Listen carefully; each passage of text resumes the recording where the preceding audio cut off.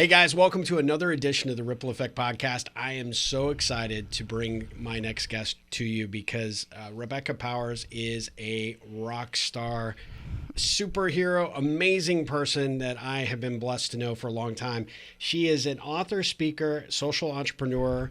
Over the past 18 years, Rebecca has inspired thousands of women to connect their capacity to give with the confidence to do it well.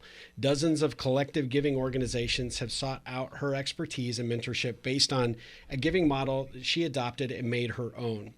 Rebecca is a well-recognized speaker who captivates the audience with storytelling about her personal experiences that create real impact to thrive. She'll make you laugh. She'll make you cry. She will inspire you to believe in yourself.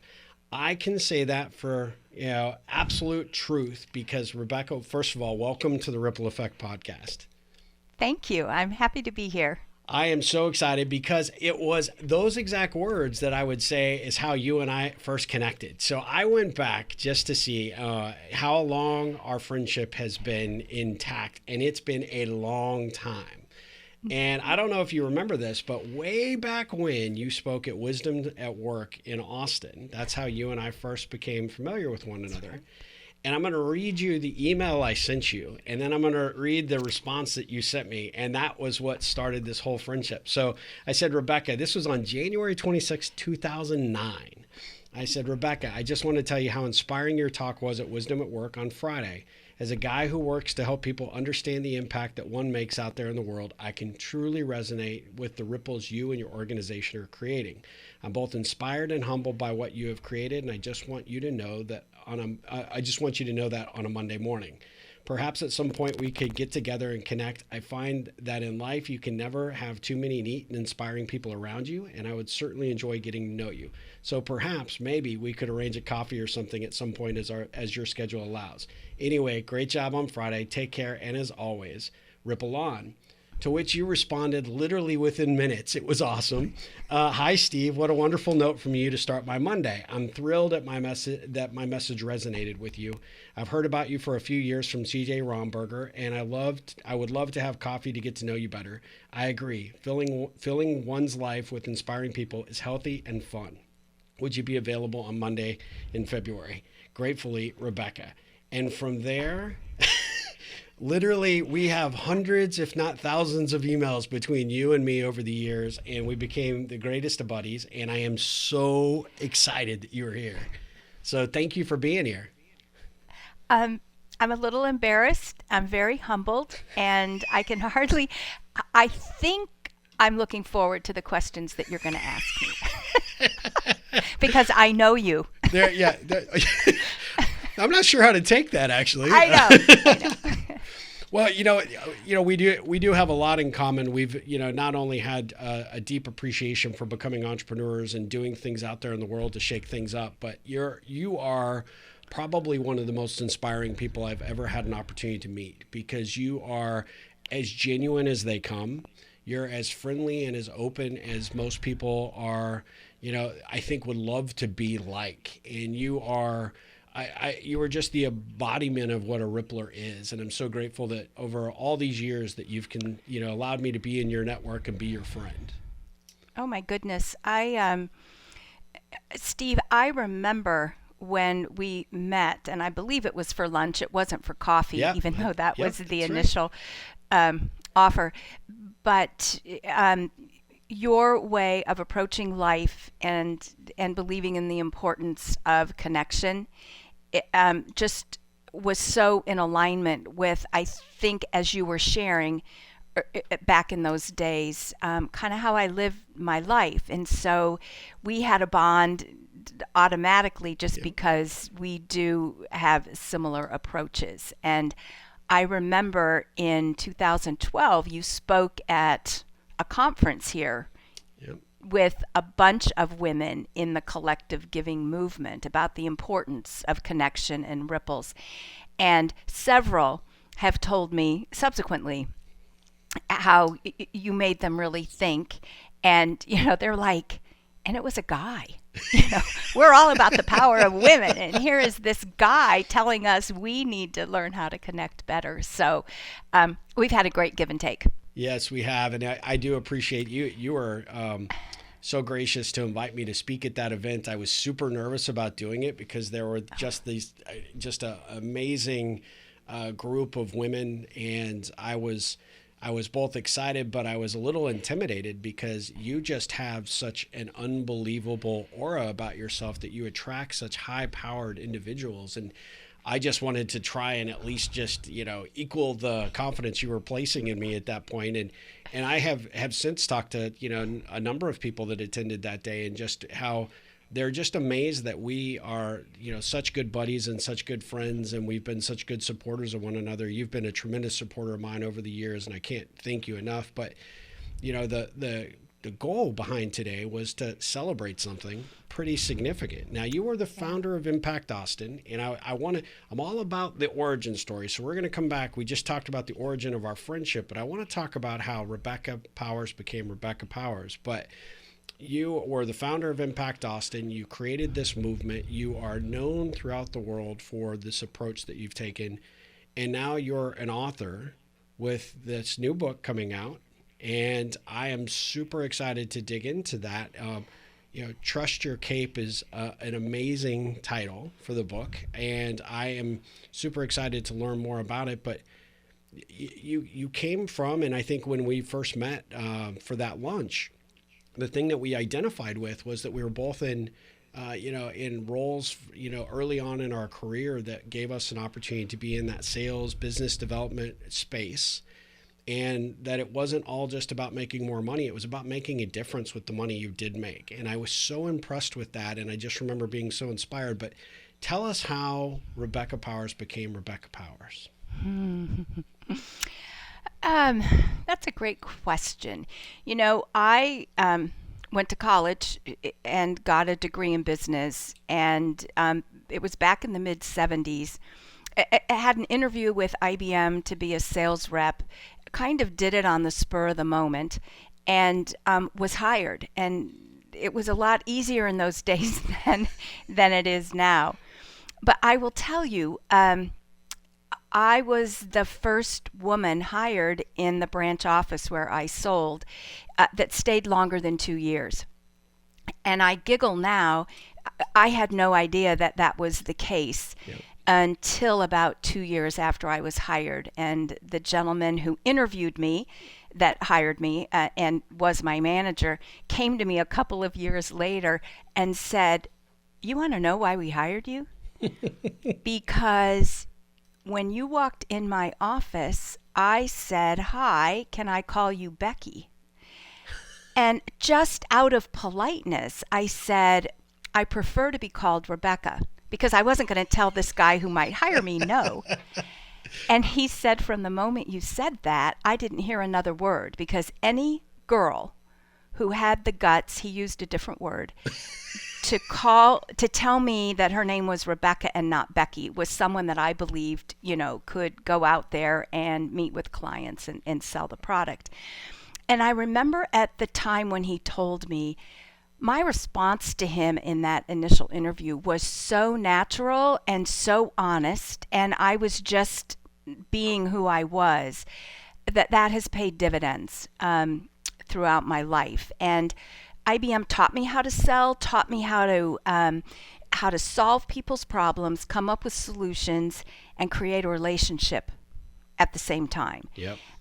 Many of my customers bought from me not because my hardware and software were the best, but they bought from me because they got the relationship that mattered and that I took care of them. And so all of that I think I brought to bear when Impact Austin started. So I didn't have to become somebody different. Through the process of building and leading Impact Austin, I got to grow. But I at least had a good starting point. Absolutely. Well, and I think that's where we really connected in that first lunch, was that I had a similar experience coming up through the ranks with Xerox and having that process. And like you, IBM was never the cheapest. It was always a big challenge to sell whatever the product or service was that we were offering. But the difference as a Xerox agent, as I came to Austin and started my own company, but was basically a representative for Xerox, the thing that was, I think pretty key and why we had a lot in common was I always told people that you're not buying your product or the service, you're buying me. And I will always back that up. And you and I just had that in common.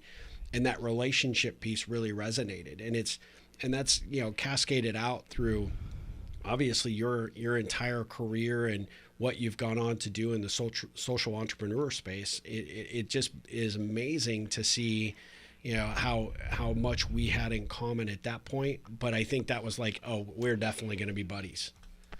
Yes, I agree. And I think carrying that theme forward, when I think of forming Impact Austin, we're a group of women who each contribute roughly $1,000 a year, pool that money and give it back to the community in the form of high impact grants. But I remember finding our first 100 members the first year. It was really important to me that we find, when I say the right women, they weren't just $1,000 checks. Mm-hmm. They were women who came with opinions, ideas, beliefs, lived experiences that were going to make this richer as far as the experience each member had. And then the important thing was that whatever we did as an organization met their needs so that they would reinvest, that they did have a relationship with Impact Austin that they wanted to continue and wanted to share with their friends. Yep. And so it's that same idea. It wasn't just a ticky mark to get a member. It was important that we cultivate that relationship, create a friendship, even in the process of doing good. And I think that served the organization well. Absolutely. Well, tell our audience a little bit about Impact Austin, how you got the inspiration to create it, and where it grew. Because I remember you and I talking about this over the years, that you never really expected it to grow to the size that it did and take off the way that it has. But you've inspired other giving organizations around the country and the globe to really take this model and carry it forward. But it's a really inspiring story, if you don't mind sharing. Well, and I call myself an accidental philanthropist. I had never given a penny back to the community, except for my place of worship and my kids' PTA. But both of those were communities I knew, and I knew what they were going to do with the money. But in 2003, I was visiting my brother, who was in his last few weeks of life, and was flying home on a late night flight, bought People magazine just to escape and read some fluff. Very, very sad. And I read a 2-page article about a woman in Cincinnati who had gathered 122 other women to join her in pooling their $1,000 investments, gave all of that money to a dental clinic for the homeless in a depressed part of Cincinnati. And when I read that article, I kid you not, Steve, in a heartbeat, my life changed. I'm like, well, I can scrape together $1,000. I live in a community where there are almost 1 million people. There have to be 99 other women in this town who could do the same. I don't know them, but I think I'll go find them. And when I do that, we'll figure out what nonprofits in town might take our money, and it will heal the hole in my heart. Yep. And I'll be done. Yeah. And so I looked at it kind of as a one-trick pony. Yep. And that it would help me, it would just help me move forward. And, of course, your plans, you need to have plans, but they change. And what happened was, it was an idea that I copied. So the actual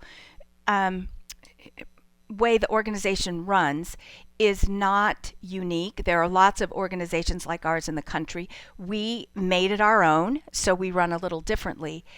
But I just had a vision that we wouldn't have 100 women, that we would have 500. Wow. And so what that did is just make the process last a little longer. And I thought, well, we'll get to 500 and then I'll walk away. Yeah.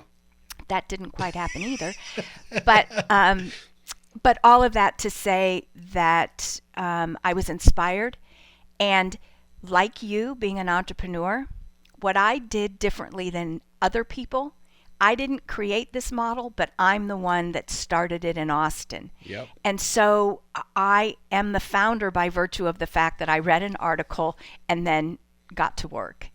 And we had members our first year who said, "Oh, well, I read that article in People too, but I figured somebody else would do it." And I said, "Well, I'm your girl. Here we are." Welcome. Exactly. Yeah. I'll take your 1,000 and you can be a part of building this. So, yeah. Yeah, well, such an inspirational story, and I appreciate that background. I mean, I remember just getting goosebumps when you told it to me the first time, because, that's how a lot of good ideas start off. They're inspiration from other people, and we can see it and we can read it and we might even hear it on a podcast, but very few of us actually take that next step to cast that stone and create that ripple. But you, boy, have you done that. Well, and I think, and especially the self-reflection that I've been through in writing about this journey, I was a really good salesperson, and I could sell ideas and otherwise to people and get them to come on board. What I didn't have when I started Impact Austin was leadership skills. And there's a difference between being able to sell and being able to lead. Yeah. And so I had a lot of learning opportunities in that regard with a lot of women who walked side by side and who said, "Reb, you got to do this differently. If you want people to follow, they've got to want to when they don't have to." Yeah. And so you need to be a little less controlling, a little more trusting. So I had some really hard lessons that I had to learn through the process. And I think that's what's made me a better person all around. Yep. Well, and your advice is sought out by organizations, other leaders in the community and elsewhere that really respect and admire what you've done and what you created, not just for the ego sense of what you did, but because you are really thought of as one of Austin's real true leaders. And you've been able to create a reputation of such, not just giving of money, but really giving of your time and experience. And I know that we've got several friends in common, and everybody that always talks about you, there's just this light that goes on in their eyes when they talk about how inspired they are by just you as a person. And that has to come from somewhere. It wasn't just Impact Austin, and it wasn't just, what you learned in IBM. It obviously had something to do with how you were raised and the way that you approach life and just the amazing person that you've become. It's funny that you say that. I was born with my glass unrealistically half full. So I can see the positive in so many things. And even when I'm at the bottom of the pit, I just know that means I'm as far down as I can go. And, all I can do is go up and good things will happen. I also think that I had, in order to be a successful entrepreneur, I do believe you have to have some amount of ego because you have to believe in yourself. Yep. But I also was very curious, learned to be teachable, and so many lessons that I've learned along this path that when I talk to women in other cities who are like, "Oh, well, gosh, we want to do it here, but we just probably, we don't know how in the world you did it." And it's really not that hard. It's taking that first step. Yep. So if what I can do is inspire people, it's just like you. When you talk about the ripple effect, you can't make people ripple. Yep. But what you can do is inspire them to see that it's really not that hard. Yep. It's not rocket science, but you do have to be committed to feeling a little uncomfortable sometimes, doing something outside of your comfort zone. But I also learned if you surround yourself with people who are smarter than you are, yep, it's amazing how good they can make you look. Absolutely. And so that was really helpful. Absolutely. Well, let's switch gears a little bit and let's talk about the book, because I'm super excited for this. I've kind of watched this from the sidelines a little bit. We've talked a little bit about, strategies and ideas. Tell us about Trust Your Cake. Well, the first thing I want to tell you is that over on my closet door, which you can't see, is my checkoff list of every day something to do. with writing this book, which was the prompt that you gave me, which has been very helpful. And so I appreciate the back and forth that we have, challenging each other. But I started this book 10 years ago, and a literary agent in New York City found me somehow. I really don't remember how. But she wanted me to write a book about starting Impact Austin. And I was like, well, okay, I'll bite, I'll try. And I wrote some number of words, and for whatever reason, we didn't connect well on what I thought the story should be and what she really wanted me to write about. But I have to tell you, after about 3 months of writing, I felt like I wasn't a writer. And so I put the book away. And it's like, you know what, that's just not my thing. I'm not good enough. But it has been on my annual plan list to do for 10 years. Yeah. And I just happened to listen to a webinar this past September, and the woman was so, she said, I'll have a half-hour conversation with anybody who wants to call me afterwards. So I'm like, okay, I think I'll call. Exactly. And she just said to me, Rebecca, you won't be any more prepared tomorrow than you are today to write this book. So when are we going to start? And I think her confidence in me, and she has worked with many people. She is I call her my author coach. So starting this past September, I put an 8-month plan together, and the book will launch on May 25th. So she kept me accountable. We met every 2 weeks and moved through the process. And the story is really about my journey, what I've learned, the women that I've met that have changed my life, how it's changed my family. And there are highs, there are lows. I'm very honest. I have to tell you, when I turned in that first manuscript, I had tears because I was about to open up and be very vulnerable with the words I had on the page. And I'm sure you can relate to that. Yeah. Now it's been a few months since the first draft was created, and I'm getting more used to the fact that, you know what, it's a done deal. It's out there, or it will be. It will be. So I'm hoping I inspire and that's the whole idea, how women get their power in giving back.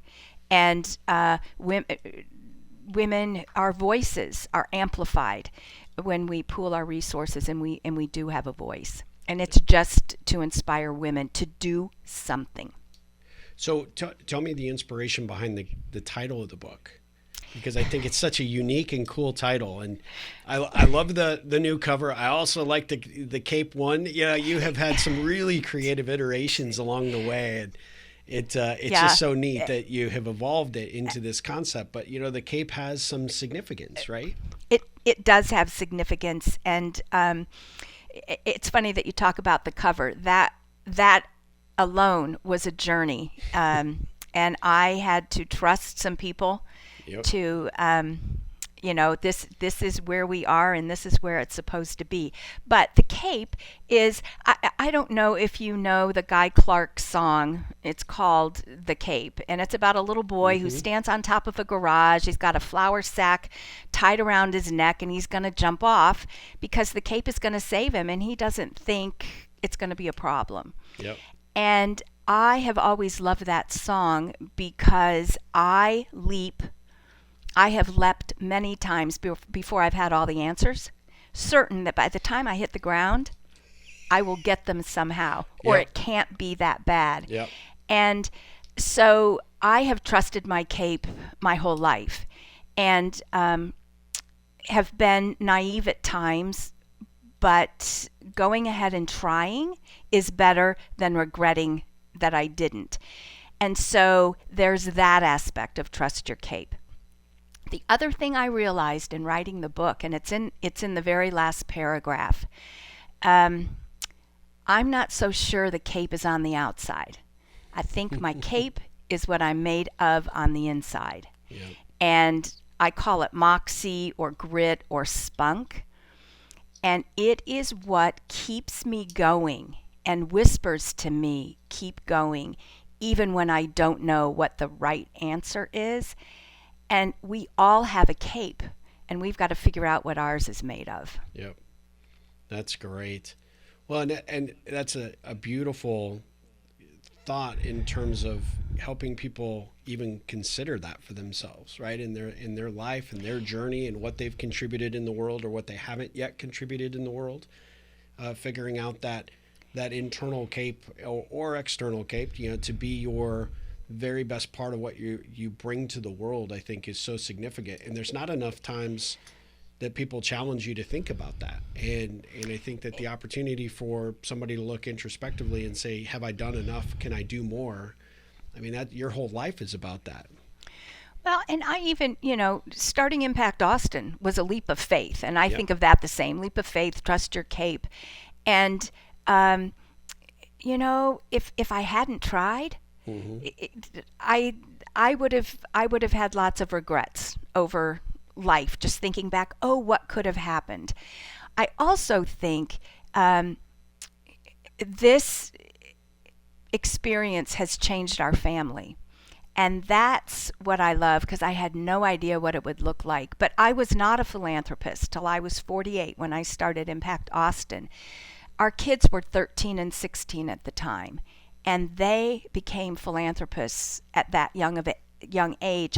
And it made me realize that it's learned. It's not in your DNA. Yep. And they now have had, 18 years of understanding that giving back is so important. And so to see them spread their wings, to see my husband spread his wings philanthropically, we've just had a great opportunity as a family to see what's really important. Yep. And I had no idea that's where this would go. But in the end, it makes sense. It does, but what a beautiful outcome for it too, right? That, the legacy doesn't just stay with you, it extends beyond, and all of the men and women that you aspire through this journey, I think is just incredible. Well, and that's part of the, I tell a couple of stories of organizations that I mentored as they established, and how it's just one connection to another, to another, to another. Yep. That leads, and they will inspire others. That's what I say to them. Yes, fine, I'm mentoring you. Someone is going to see what you're doing, ask you, oh my gosh, how do you do it? I want to do this in my town. And that, to me, that's the ripple. Yep. Number one. And number two, the beauty of it is it's taught me humility, and that it's important for me to pay forward what I've learned and the success that I've had. But it's not important for me to get any credit for it. Yeah. It is to empower other people, male, female, young, old, whatever, to make a difference and see that it can change their lives. And so when I see that happen, it just brings a smile to my face and my heart. Yep, absolutely. Well, and obviously this pandemic has changed things. To bring a book out during this time is super unique, right? What are you doing for the book launch, and how do people become involved in that process? Well, first of all, I just want to say that the pandemic was a gift to me. Yep. Because I could lock myself away and write this without distraction. Yep. So the fact that COVID was here was helpful. However, I am doing podcasts, grateful for people like you who will help me share my story. So the book launches on May 25th. It will be available on Amazon.com. People ask if it can be pre-ordered, and it cannot be. What I love is every book that's sold, the proceeds from the book I am giving to the Impact Austin Endowment to help us secure our future. So that's exciting to me. Beautiful. The more I sell, the more Impact Austin gains. And on the launch day, I'm doing a Facebook Live with our executive director. She's going to ask me some questions, which will be interesting because they're coming from the organization that I started. And I have lots of posts on Instagram and Facebook, keeping people informed, a huge distribution list where people are going to get personal emails on May 25th so that they can hit a button and order right away. Yep. and then I will continue to hopefully, my goal is to speak like you do to groups of people and sell my book that way. Well, anybody who might be hearing this on the podcast or might see this on the YouTube channel, you definitely have to seek out Rebecca to come speak to your organization. It does not matter what it is, corporate, a conference, any type of event. She has a message that will absolutely inspire and motivate those people that are in your audience, because she's got stories. She'll make you laugh. She will make you cry. She absolutely delivers on every level. One of the best speakers I've ever seen, quite honestly. You're just you're an inspiration on so many levels. But the thing that I think is the most telling for me is when you can sit in the audience and you just know this is someone I want to get to know better. And I want to somehow try and emulate the great things that you're doing out there in the world. Steve, I appreciate you saying that. That is very kind. The feeling is mutual, and I think that authenticity is just so important. Just being genuine and sharing stories, because I'm not the expert. Everything I've learned is from experience. Yep. I didn't go to school for this. Yep. So there are people who are much smarter than I. What I do have, like you do, is that spirit to try and go make it work and have fun. Yeah. And there is no substitute for having fun. Absolutely. No matter what you're doing. Hey, can I real quick show the book cover? Please do. Just yes. Because coming back this way a little bit. Your other way. There you go. Keep coming. Oh yeah. Sorry. Yeah. Yep. Trust your cape. There she is. It's too. Oh, maybe I can move back. Yep, that's perfect. But anyway, there she is. That's awesome. And what I love is the photographer who took this picture. I am sitting at the kitchen window, which is where I made my first phone call to People magazine to find out how to get in touch with the woman in Cincinnati. And I still laugh to this day. I can't believe it worked. I'm like, I'm calling People magazine. Somebody answered the phone. Somebody did whatever. And so that is for me, a very, that was a special spot. Oh, that is so awesome. And what a perfect segue for that cover. It's just, I mean, that's why it needed to be there. Right? And I'm holding a coffee cup, that's what we call our recruitment. I mean, it's just funny how when I look back at this, there are 3 stories I tell in the book that are part of this picture that I didn't realize at the time. And I have a really deep faith. This whole thing, the wind beneath my wings is not mine. So I know it all, it's just all supposed to be what it's supposed, and it will be what it's supposed to be. Yep. I have no expectations as to what will make it a success or not. It will be what it's supposed to be, and as long as I do the right things will happen. Absolutely. Well, I mean, you're doing the right things. There's no doubt in my mind that this is going to be a smashing success, because it starts with the seeds of the right motivation, right? And you're contributing this back to Impact Austin in such a meaningful way that there's legacy there. I mean, you're not only the founder, but you're continuing to contribute to this model in such a powerful way. And might I say, just as we end, I have dedicated this book to my brothers. I call them his rock star kids, Ryan and Corey. And what I love is that this is kind of a love letter to them, saying their dad's life mattered. And here's a story about what his death inspired.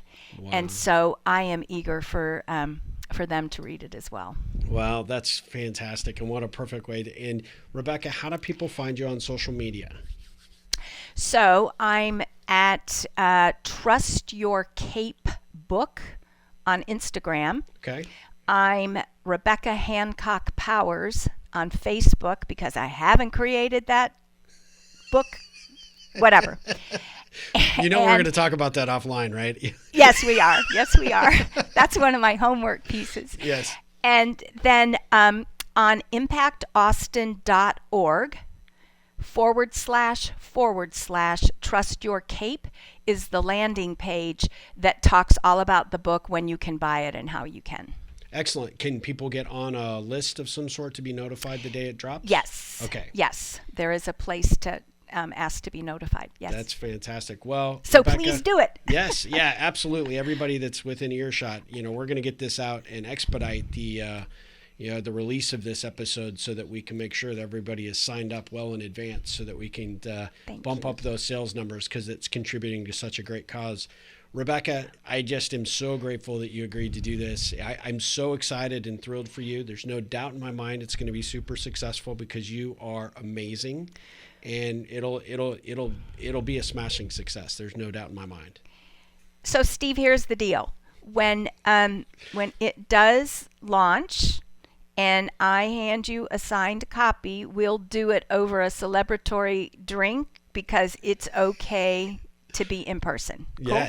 Yes. I am all awesome. I got my vaccine just for this event. So. There you No other reason. Just exactly. Your book I'm launch. sure. I'm sure. Thank you so much for agreeing to do this. This was just so much fun. Awesome. You are amazing. I just love you to death. You are the ultimate Rippler, and I'm so grateful for going on 12 years now. You have allowed me to be your friend, and I have been blessed in so many ways by your friendship and your support over the years. And whatever I can do to make this a successful launch for you, I am all in, because I'm one of your biggest fans. Hey, back at you.